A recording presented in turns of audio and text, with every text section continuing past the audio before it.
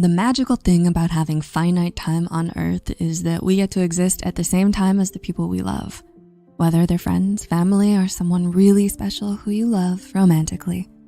But sometimes these people aren't in our lives for very long.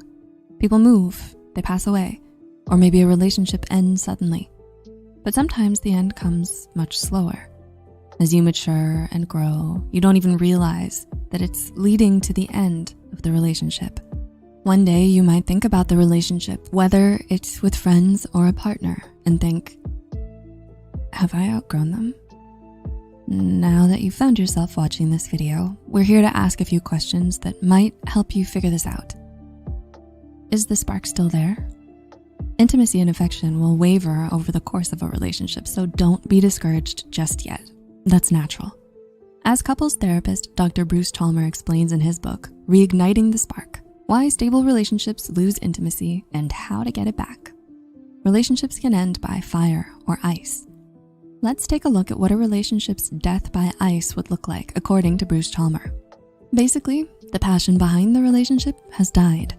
Arguments aren't even worth having anymore. Sexual intimacy has dried up. Things between you and your partner have become dreary and predictable. Dr. Chalmer goes on to say that if this problem isn't addressed, you will end up feeling alone, miserable, and unfulfilled. The solution is to restore communication and seek intimacy. But the root cause may be that you are beginning to outgrow your partner. The petty arguments aren't worth it anymore. You don't feel attracted to them like you used to, but if you aren't convinced, ask yourself, do you still share the same goals? Our direction in life is bound to change. As we discover more about ourselves and find new things we're passionate about, our goals change with us. For example, in relationships, the relationship might have started with an understanding that neither of you want kids.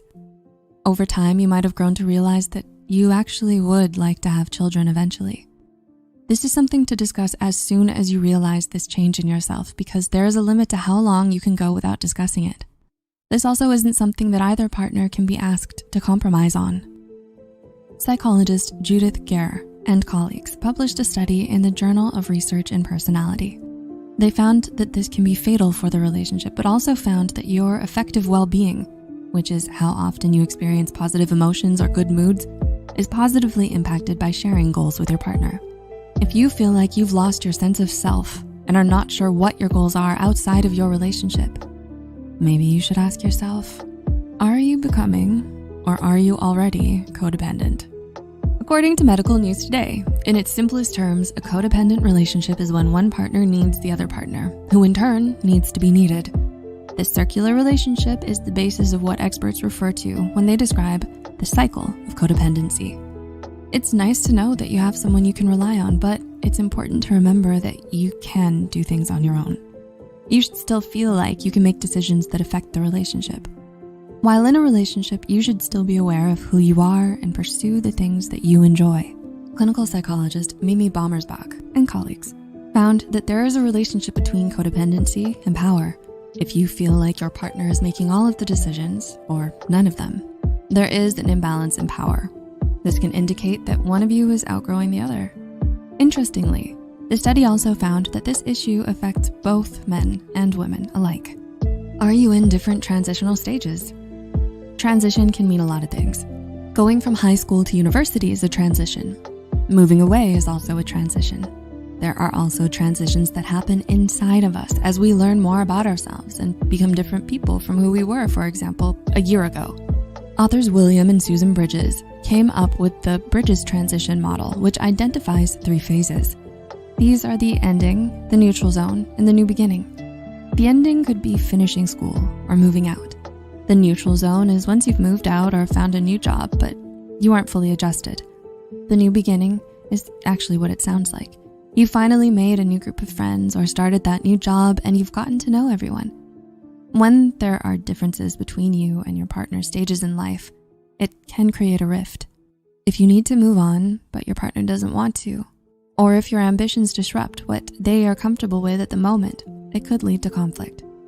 It seems like an inevitable end. You can't compromise on the fact that you are changing. So what can be done? A solution offered by William and Susan Bridges is communication. Learn how to talk about what you're feeling and your concerns and identify what aspects of your life is changing. It is sad, but also natural that sometimes the person you're with just won't be interested in the transition that you are undergoing. All of this ultimately indicates one thing: you are outgrowing the relationship. And the solution of communication might not work for everyone because you still have to ask yourself, are you feeling burnt out? As we get older and our attention becomes divided, we should be excited to have some free time to spend with our partners. Clinical sociologist Rula Alsawalka explains that burnout becomes more likely as the couple ages and can be caused by collective and individual problems, such as emotional fatigue, work exhaustion, and a failure to fulfill the requirements of their marital relationship, especially the emotional requirements. This isn't the same as losing interest or attraction towards your partner. This is feeling genuinely drained when around them. Your partner makes things more exhausting for you instead of making life more tolerable. Finally, we return to Dr. Bruce Chalmer and how the fire style of destruction will destroy your relationship. According to Dr. Bruce, your relationship will become a war zone. Constant arguments broken up by a few moments of truce can leave you feeling burnt out. If you're arguing with your partner often, be honest with yourself and take responsibility for the fights that you start. This way of living is extremely unhealthy and is a culmination of all of the problems we've discussed in this video. If you've tried communicating your concerns with your partner and you still feel like there's a disconnect between the two of you, maybe you've outgrown the relationship. It's sad to say goodbye to someone, especially when you've been together for a long time. But letting go of someone is part of the process of growing. Sometimes, in order to fully realize our potential, we need to leave a relationship. If you found these questions helpful, let us know in the comments. Remember to leave a like on the video and subscribe to see more videos like this. If you're struggling with a relationship that you feel like you have outgrown, remember to communicate with your partner.